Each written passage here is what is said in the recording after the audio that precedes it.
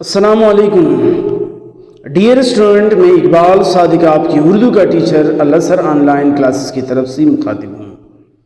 امید ہے آپ سب خیریت سے ہوں گے اور یہ بھی امید رکھتا ہوں کہ پچھلے لیکچر سے آپ نے بہت کچھ سیکھا ہوگا۔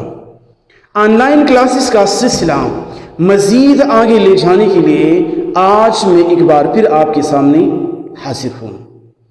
اسی لیے آپ سب اپنی سیکنڈ ایئر کلاس کی اردو کی کتابیں صفحہ نمبر 189 پر ملاحظہ کیجیے۔ آپ سب کو یاد ہوگا کہ ہم نے صفحہ 189 پر اقبال کی شور آفاق نظم جوابی شکوہ شروع کی تھی، جس کے دو پہلے بند ماں تشریحات کے ہم پڑھ چکے ہیں۔ آج ہم اپنی کلاس کا سلسلہ پچھلے کلاسز کے سلسلے سے جوڑنے جا رہے ہیں، اور آج کی کلاس کا سلسلہ ہم وہاں سے شروع کرنے جا رہے ہیں۔ اسی لیے آپ کتابیں ملاحظہ کیجیے اور صفحہ نمبر 189 پر آج ہم اپنی کلاس کا سلسلہ نظم جوابی شکوہ کی تیسری بند سے شروع کرنے جا رہے ہیں۔ ملاحظہ ہوں۔ خدا کے نام سے ہر چیز کا آغاز کرتا ہوں، خدا کے نام سے ہر چیز کا آغاز کرتا ہوں، اسی پہ فخر کرتا ہوں، اسی پہ ناز کرتا ہوں۔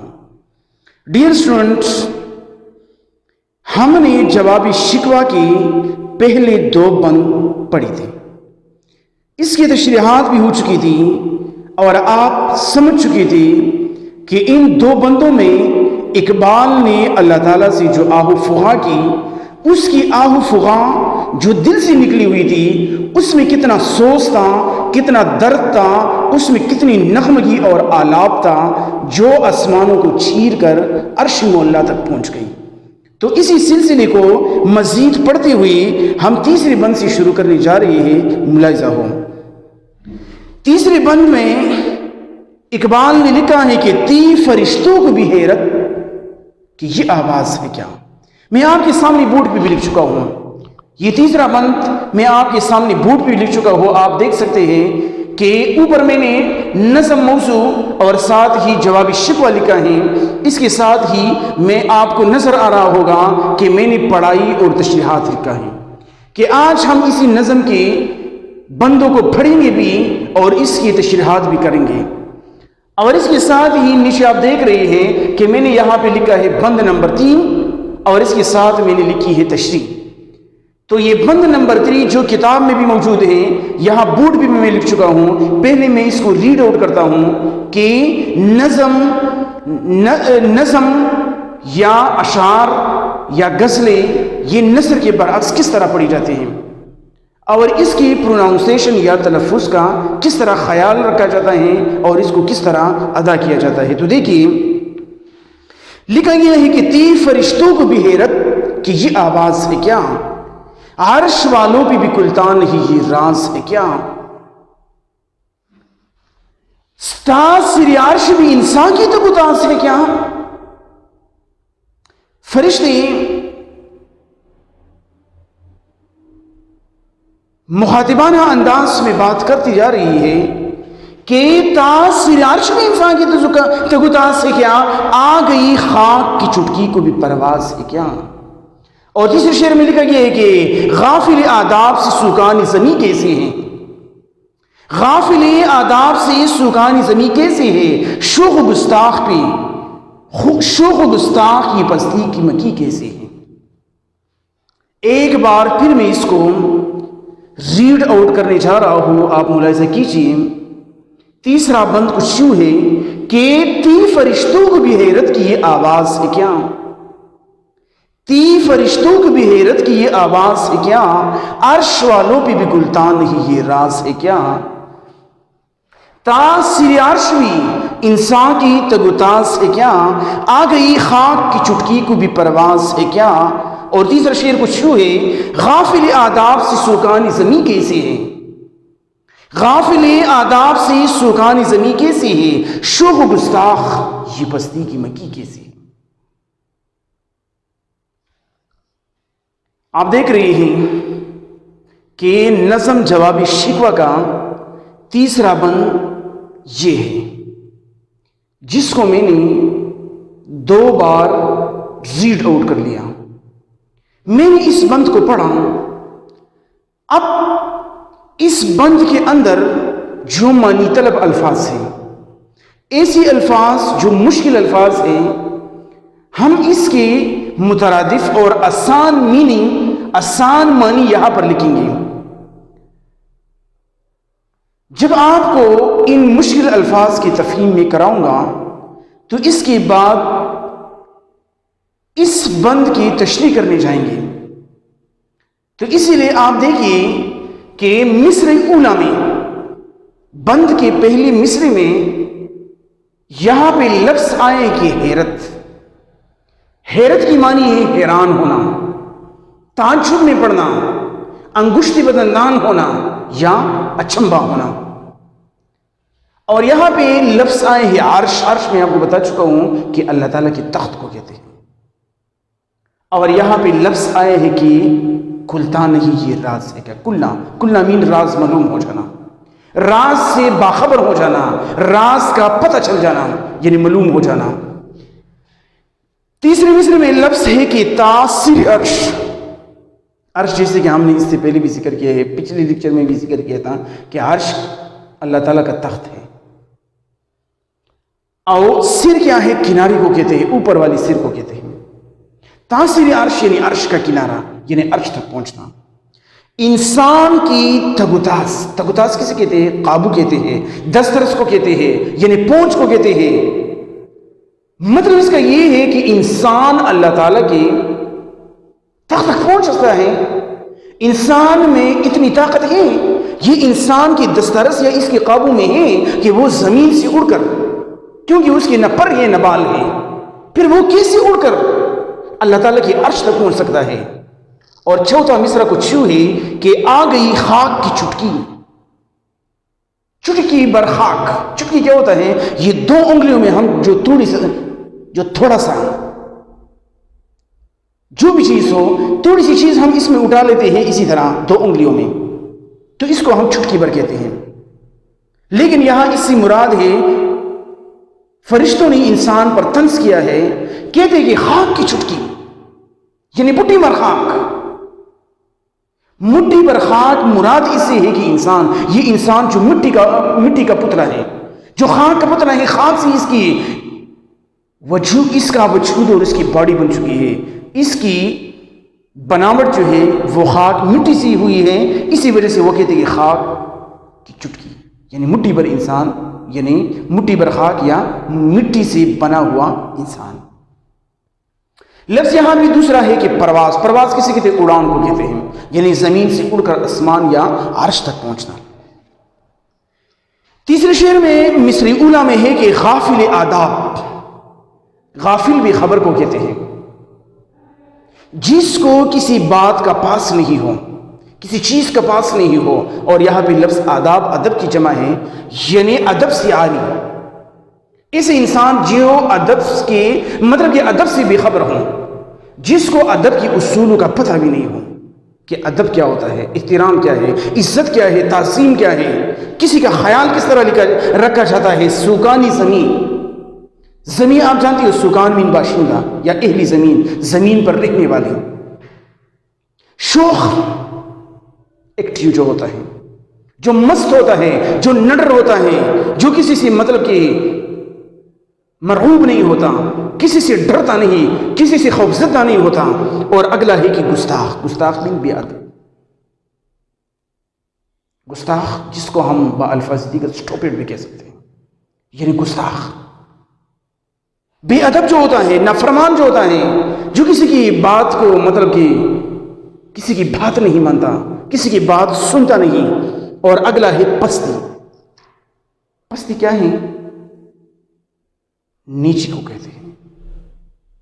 اب نیچی یہ زمین ہے، آسمان بلندی پر ہے، ایک ہے بلندی اور اس کی اپوزٹ ہے پستی۔ پستی زمین کو کہتے ہیں، اور اس کی جو اپوزٹ ہے بلندی ہے، آپ سب جانتے ہیں کہ اونچائی کو کہتے ہیں۔ تو مطلب اس کا یہ ہوا کہ بلندی آسمان اور پستی زمین یعنی زمین کے رہنے والے، مکی مکان میں جو رہنے والے ہوتے ہیں، مکان سے نکلا ہے مکان، جس میں لوگ رہتے ہیں، جس میں ہم رہتے ہیں، جو ہمارا گھر ہوتا ہے، جو ہمارا ہوم ہوتا ہے، رہنے کی جگہ ہوتی ہے. تو مکان رہنے کی جگہ، مکی مکان میں رہنے والے کو، مکان میں زندگی گزارنے والے کو مکی کہتے ہیں. تو یہ تھی اس بند میں استعمال ہونے والی مشکل الفاظ کی میننگ. یعنی آپ اس کی مطالب سمجھ گئے کہ اس کی معنی کیا ہے. باقی اس کی جو الفاظ ہیں یہ آسان ہے، یہ آپ آسانی سے سمجھ سکتے ہیں اور یہ آپ کی سمجھ میں آوت ہے. اب یہ آپ کی سمجھ میں آوت ہے، آپ کو پتہ چل گیا کہ حیرت کہتے ہیں حیرانگی کو، اچھمبی کو، اور دوسرا لفظ کھلتا مطلب یہ ظاہر ہونا، معلوم ہونا، پتہ چل جانا، اور تیسرا ہے کہ سر عرش مطلب کہ عرش کے کنارے تک، اللہ تعالیٰ کے عرش تک، اور اگلا ہے کہ تغطاس میں پہنچنا، مطلب کہ کسی چیز کا اپنے قابو میں ہونا، اور یہ انسان کے قابو میں نہیں ہے، یہ انسان کے دسترس میں نہیں ہے کہ انسان زمین سے اڑ کر عرش تک پہنچ جائے. اسی لیے فرشتے طنز کرتے ہیں انسان پہ کہ خاک کی چٹکی، مطلب مٹھی بھر انسان، یا چٹکی بھر انسان، مطلب یہ ہے کہ انسان مٹھی بھر خاک یا چٹکی بھر خاک یعنی مٹی سے بنا ہوا انسان، وہ پرواز کر سکتا ہے، اڑان کر سکتا ہے، کبو نہیں، یہ جہاز توڑی ہے. غافل آداب یعنی ادب سے عاری، جس کو ادب کا پتہ بھی نہیں ہو کہ ادب، احترام اور تعظیم کیا ہوتا ہے. سکانی زمین پر رہنے والے لوگ. شوق کیا ہوتا ہے؟ نڈر کو کہتے ہیں، مست کو کہتے ہیں جو کسی کی پرواہ نہیں کرتا. اور اگلا ہے کہ گستاخ مین بھی ادب نافرمان، اسٹاپ اٹ. پستی مین زمین کو کہتے ہیں، مکی مین زمین پر رہنے والے.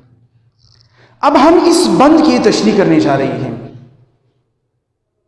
اب ہم اس بند کی تشریح کرنے جائیں گے کیونکہ اس کے اندر جو مشکل الفاظ کے استعمال ہو چکے ہیں وہ آپ سمجھ گئے. اور میں نے یہ بات پہلے کی تھی کہ کسی بھی شعر یا کسی بھی مصرع یا کسی بھی بند کے یا کسی بھی نظم اور غزل کی تشریح مشکل نہیں ہوتی جب تک آپ اس کے اندر استعمال ہونے والی مشکل الفاظ نہ سمجھ سکیں. جب یہ مشکل الفاظ کی معنی آپ کو سمجھ میں آوت ہے تو پھر اس بند کا یا اس شعر کا جو مفہوم ہوتا ہے، مطلب ہوتا ہے، وہ بھی آسانی سے آپ کو ذہن نشین ہو جاتا ہے. پھر اسی مفہوم کو سمجھنے کے بعد اس کو تھوڑے سے بڑا چڑھا کر بیان کرنے سے آپ کسی بھی شعر یا کسی بھی بند کی تشریح کر سکتے ہیں. تو آپ دیکھیے، اقبال کہتا ہے کہ تی فرشتوں کو بھی حیرت کی یہ آواز ہے. کیا آپ کو معلوم ہے کہ پچھلے 2 بند میں ہم نے پڑھا تھا، 2 بندوں میں ہم نے پڑھا تھا کہ اقبال نے کہا کہ جب میری فریاد، میری آہ و فغاں آسمان کو چیر کر آگے نکل گئی، مطلب کہ عرش تک پہنچ گئی، تو آسمانی مخلوقات حیران تھی، جس میں آسمان خود، سیارے، ستارے، کہکشاں، چاند، رضوان، یہ سب جو ہے نا کہتے ہیں کہ مجھے سمجھنے میں ناکام ہو رہی تھی. کوئی کہتے ہیں کہ یہ انسان ہے، کوئی کہتے ہیں کہ یہ کوئی اور ہے، کوئی کہتے ہیں کہ یہ عرش کے قریب ہے، کوئی کہتے ہیں کہ یہ آسمانوں میں، کسی نے کہا کہ یہ زمین سے آواز آ رہی ہے اور اللہ تعالیٰ سے فریاد کی جا رہی ہے. تو مزید وہ یہ کہتے ہیں کہ جب میری آواز آسمانوں کو چیر کر عرش تک پہنچ گئی تو دوسری مخلوقات، آسمانی مخلوقات کی طرح تی فرشتوں کو بھی حیرت کی یہ آواز ہے. کیا فرشتے بھی حیران تھے کہ یہ آواز کس کی ہے، یہ فریادی کون ہے جس کی آواز آ رہی ہے اور فریاد کر رہا ہے، یہ فریادی کون ہے. فرشتے بھی حیران ہو گئے. اور مصر ثانی میں کہتے ہیں کہ عرش والوں پہ بھی کلتا نہیں یہ راز ہے. کیا کہتے ہیں کہ عرش والی بھی اس سربستہ راز سے بے خبر تھی. عرش کے آس پاس، عرش کے قریب جتنے مخلوقات اور فرشتے تھے وہ بھی اس بات سے بے خبر تھے. اس نے کہا کہ یہ کون ہے، یہ کون ہے جس نے عرش پر ہنگامہ کھڑا کر دیا ہے، یہ کون ہو سکتا ہے. فرشتے نے مزید یہ کہا کہ اگر واقعی یہ زمین پر رہنے والا انسان ہے تو وہ عرش کی کناری تک کیسے پہنچ سکتا ہے؟ سر عرش میں انسان کی تقدس ہے کیا؟ ایک بات اور بتاؤں گا، بعض لوگ کہتے ہیں کہ اقبال اور غالب کی شاعری بہت مشکل ہے، بیجا میں نہیں گھستی۔ اس کی شاعری انسان کی بھیجا میں، دماغ میں، کپڑیا میں آسانی سے نہیں گھستی۔ مسئلہ یہ ہے کہ ان لوگوں نے جن مشکل الفاظ کا سہارا لیا ہے، جس طریقے سے اپنی شاعری میں عربی، فارسی اور ہندی کی دقیق الفاظ استعمال کیے ہیں، وہ آسانی سے سمجھ میں نہیں آتے۔ تو اسی وجہ سے زیادہ تر لوگ ان دونوں شعراء کی شاعری سے کنارہ کشی کر لیتے ہیں، اپنا دامن اس سے بچا لیتے ہیں اور کوشش کرتے ہیں کہ ہم اس کی شاعری سے دور رہیے۔ اگر امتحان میں، پیپر میں بھی ان کی غزلوں یا ان کی نظموں میں سے کوئی حصہ شامل کیا جاتا ہے تو یہ کہتے ہیں کہ ہم کوشش کریں کہ ہم اس کو سکپ کر دیں یا آپشن میں چھوڑ دیں۔ تو ان دونوں کی یا کسی بھی شاعر کی شاعری سمجھنے کے لیے اس سے پہلے بھی میں نے بات کر لی کہ آپ کو مشکل الفاظ پر عبور ہونا چاہیے، آپ کے پاس ووکیبلری ہونی چاہیے، ان مشکل الفاظ پر آپ کو کمانڈ ہونا چاہیے، اور جب یہ آپ کی سمجھ میں آوت ہے تو پھر جو بھی شعر ہو، جو بھی بند ہو، جو بھی غزل ہو، جو بھی نظم ہو، اس کا مطلب اور مفہوم آپ کی سمجھ میں آوت ہے، اور جب یہ آوت ہے تو آپ اس کی تشریح بھی آسان طریقے سے کر سکتا ہے۔ تو دیکھیے جو مشکل الفاظ میں نے لکھے ہیں، اب یہ مصر بھی آسانی سے سمجھ میں آوت ہے۔ تاثیر عرش، فرشتوں نے کہا کہ اگر یہ زمین پر رہنے والے انسان ہیں تو کیا یہ آسمان تک یا عرش تک پہنچ سکتا ہے؟ کیونکہ وہ تنس کرتے ہیں انسان پہ کہ یہ انسان تو خاک سے یا مٹی سے بنا ہوا ایک پتلا ہے، اس کو تو پر بھی نہیں ہے، اس کے پر نہیں ہے، تو پھر وہ کیسے؟ جب اس کے پر نہیں ہے، جب انسان کے پر نہیں ہے تو پھر وہ کیسے پرواز کر کے آسمانوں کو چیر کر عرش قریب پہنچ گیا؟ آ گئی خاک کی چٹکی کو بھی پرواز ہے کیا؟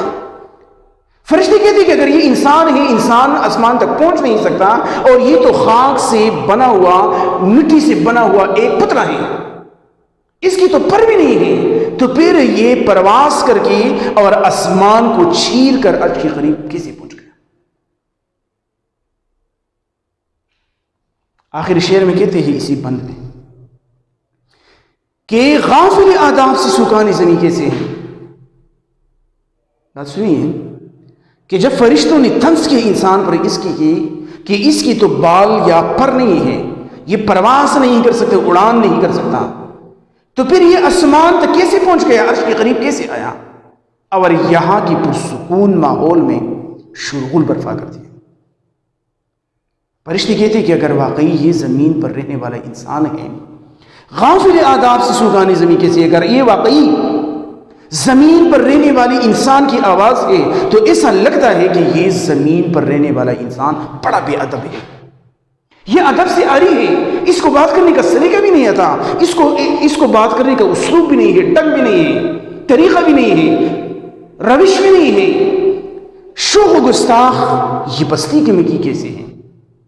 کہتے ہیں کہ یہ جو نیچے رہنے والے ہیں، آسمان کے فرشتے کہتے ہیں کہ یہ جو نیچے زمین کے رہنے والے ہیں، اہل زمین کے باشندے، یہ شریر، گستاخ اور ادب کی اصول سے ناواقف ہیں، اس کو یہ پتہ نہیں ہے کہ اپنے پیدا کرنے والی ذات اور اپنی خالق سے کس انداز میں، کس بہیو میں، کس لہجے میں بات کرنی چاہیے، اس کا طریقہ کیا ہونا چاہیے، اس کی بات کا انداز کون سا ہونا چاہیے،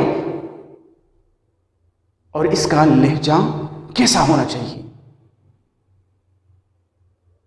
اب دوبارہ سنیے، میں دوبارہ تشریح کروانے جا رہا ہوں، اسی لیے آپ سمجھنے کی کوشش کریں، کیونکہ مشکل بند ہے، مشکل الفاظ ہے، اور تشریح اس کی میں آسان الفاظ میں خود ساختہ اور سلیس زبان میں کرنے جا رہا ہوں، ملاحظہ ہوں۔ کہتے کہ تین فرشتوں کی بھی حیرت کی یہ آواز ہے کیا، عرش والوں پہ بھی کلتا نہیں یہ راز ہے کیا۔ اقبال کہتے ہیں کہ میری آواز، میری آہ و فغاں اور میری فریاد آسمانوں کو چیر کر جب عرش تک پہنچ گئی تو دوسرے آسمانی مخلوقات کی طرح فرشتے بھی حیران تھے. فرشتے بھی حیران ہو گئے، اس کو بھی اچنبھا ہوا، وہ بھی انگشت بدندان ہو گئی کہ یہ فریادی کون ہے جس کی آواز سنائی دے رہی ہے. اور ساتھ کہتے ہیں کہ عرش کے آس پاس جتنے مخلوقات اور فرشتے تھے وہ اس سربستہ راز سے ناواقف تھے. اس کو یہ بات معلوم نہیں تھی، وہ اس سے بھی خبر تھی کہ یہ آواز، یہ فریاد، یہ آہ و فغاں اور یہ شیون کس کی ہے. تو اقبال کہتے ہیں کہ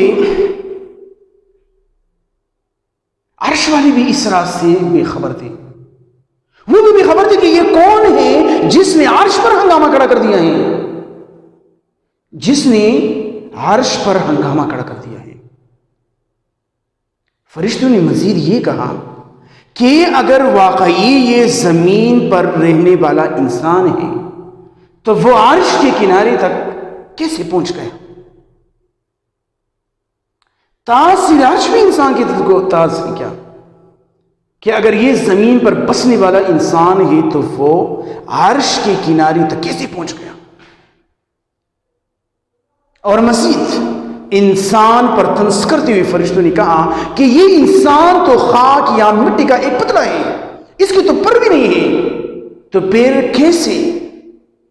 پھر وہ کیسے پرواز کر کے آسمانوں کو چیر کر عرش کے قریب پہنچ گیا اور یہاں کے پرسکون ماحول میں شرغل برپا کر دیا.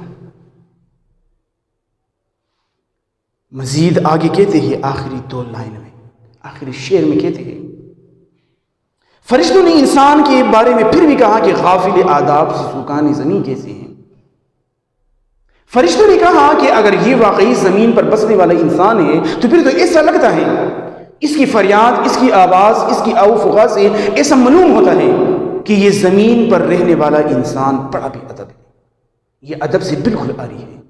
اور یہ جو نیچے زمین پر بستی پر رہتے ہیں، یہ جو زمین کی رہنے والی ہے، یہ جو اہل زمین یا زمین کے باشندے ہیں، یہ بڑے شریر، گستاخ اور ادب کے اصولوں سے ناواقف ہیں. اس کو ادب کا پاس بھی نہیں ہے.